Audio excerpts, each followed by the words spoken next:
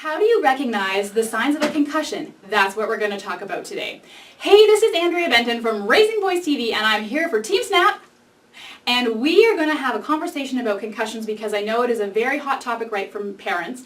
And I am at BC Children's Hospital, and I have to say I am thrilled because I am standing next to a heavy hitter in the field of concussions. I'm standing next to Dr. Shelina Babul, and I have to read her credentials because I'm going to mess them up. She is the Associate Director and Sports Injury Specialist at the BC Injury Research and Prevention Unit at BC Children's. So I'm thrilled to be interviewing her Thank you for having me. about concussions. So thank you.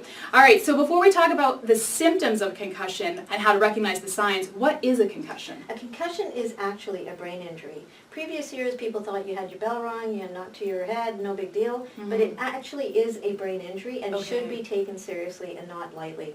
Okay, that's fantastic, and thank you very much for that because I certainly know that sometimes, parents think it's a brain injury, so if I get checked and my brain, may not be injured, but it's any injury to the body. Absolutely. It's not just an impact to the head, it's an impact to another part of the body resulting in the movement of the brain inside the skull. Okay. So it's an acceleration, deceleration, or rotation of the head that can cause the bouncing of the brain inside the skull. Okay, fantastic. That's really good information. So then the next question is, as a parent, how do I recognize the signs of a concussion? Signs and symptoms vary from headache, nausea, sensitivity to light, sensitivity to noise, feeling foggy, difficulty concentrating, sleeping too much.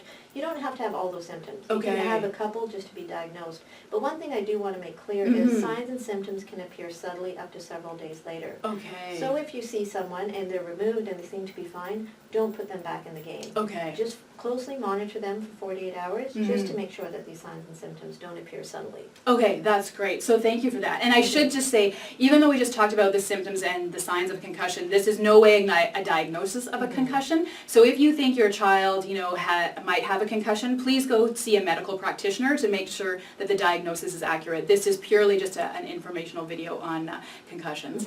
So again, thank you very much. That was great. I'm Andrea Benton from Raising Boys TV, and if you found this information useful, I would love it if you passed it along to a parent or a coach. That would be awesome. Thanks. Bye. On those two laces, I try to have a little bit of space in between the ball and my hand.